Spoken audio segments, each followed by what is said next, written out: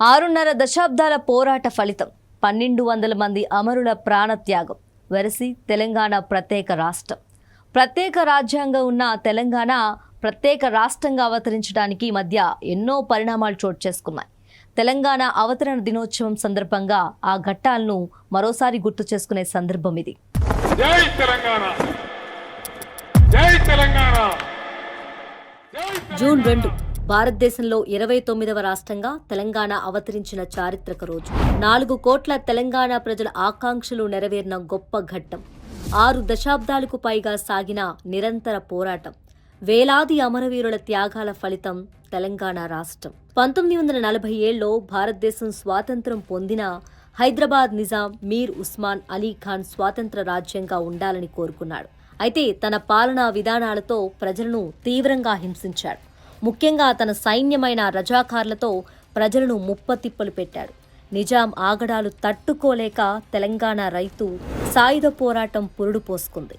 ఈ క్రమంలోనే భారత ప్రభుత్వం సర్దార్ వల్లభాయ్ పటేల్ నాయకత్వంలో 1948 సెప్టెంబర్ 13న ఆపరేషన్ పోలో ప్రారంభించింది. 5 రోజుల్లోనే నిజాం సైన్యం ఓడిపోయి సెప్టెంబర్ 15న నిజాం భారత యూనియన్లో చేరేందుకు ఒప్పుకున్నాడు. ఇది తెలంగాణ ప్రజలకు నైజాం అణిచివేత నుంచి విముక్తి అందించింది. హైదరాబాద్ సంస్థానం భారత యూనియన్లో భాగమైంది.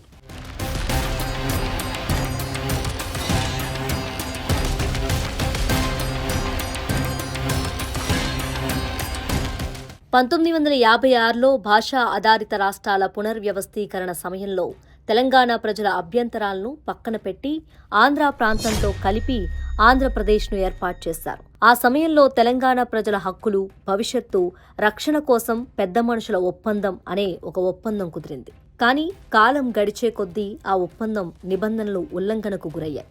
నీళ్లు, నిధులు, ఉద్యోగ నియామకాల్లో తెలంగాణకు తీవ్రమైన అన్యాయం జరుగుతుందనే భావన ప్రజల మనసుల్లో బలంగా నాటుకుంది. ఈ అన్యాయాలకు వ్యతిరేకంగా మొదటిసారి ఉస్మానియా విశ్వవిద్యాలయ విద్యార్థులు గలం విప్పారు. ప్రత్యేక తెలంగాణ రాష్ట్రం కోసం వారు ఉద్యమాన్ని మొదలుపెట్టారు.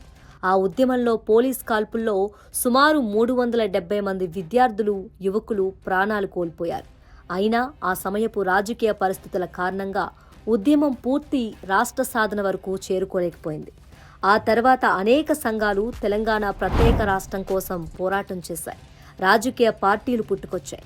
అనేక మంది కవులు, కళాకారులు స్వరాష్ట్రం కోసం నినాదించారు. కానీ రాజకీయ కారణాలతో ఉద్యమం పలచుగానే సాగింది.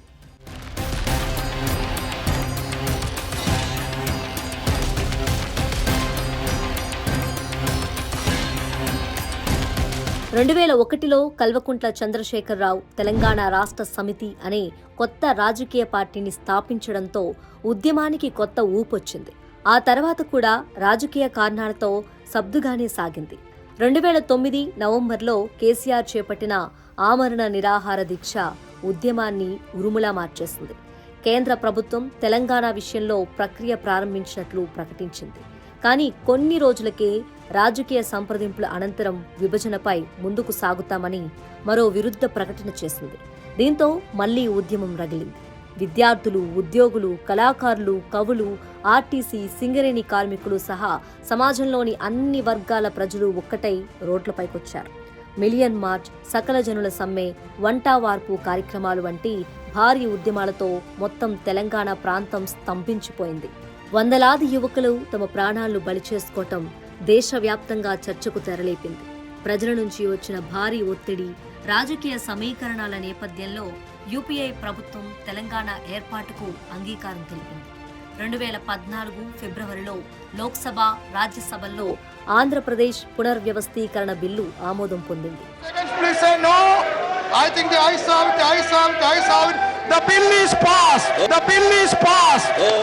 మార్చి 1, 2014న అప్పటి రాష్ట్రపతి ప్రణబ్ ముఖర్జీ బిల్లుపై సంతకం చేయడంతో చట్టం అమల్లోకొచ్చింది.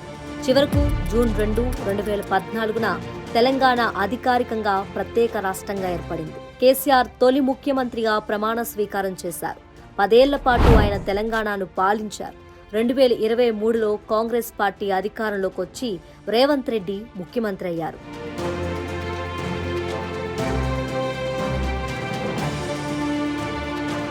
ప్రతి ఏడాది జూన్ 2న తెలంగాణ ప్రభుత్వం ప్రజలు తెలంగాణ అవతరణ దినోత్సవాన్ని ఆనందోత్సాహాలతో జరుపుకుంటారు. హైదరాబాద్లోని పరేడ్ గ్రౌండ్లో జాతీయ జెండాను ఎగరవేసి ప్రజలను ఉద్దేశించి ప్రసంగిస్తారు. తెలంగాణ సంస్కృతి సంప్రదాయాలను ప్రతిబింబించేలా పెరిని శివతాండవం, ఒగ్గు కథలు వంటి సాంస్కృతిక కార్యక్రమాలు నిర్వహిస్తారు. ప్రభుత్వ భవనాలు, ప్రముఖ చోట్లను విద్యుత్ దీపాలతో అందంగా అలంకరిస్తారు. తెలంగాణ రాష్ట్ర ఏర్పాటు కేవలం భౌగోళిక విభజన మాత్రమే కాదు, అది ఒక జాతి ఆత్మగౌరవం, స్వాభిమానం, దీర్ఘకాలిక త్యాగాల ఫలితం. జై తెలంగాణ అనే నినాదం 4 కోట్ల గుండెల్లో గూడు కట్టుకొని సాధించిన ఈ రాష్ట్రం నేడు అభివృద్ధి, సాంస్కృతిక ప్రత్యేకతల్లో దేశంలోనే ముందుండి నడుస్తుంది.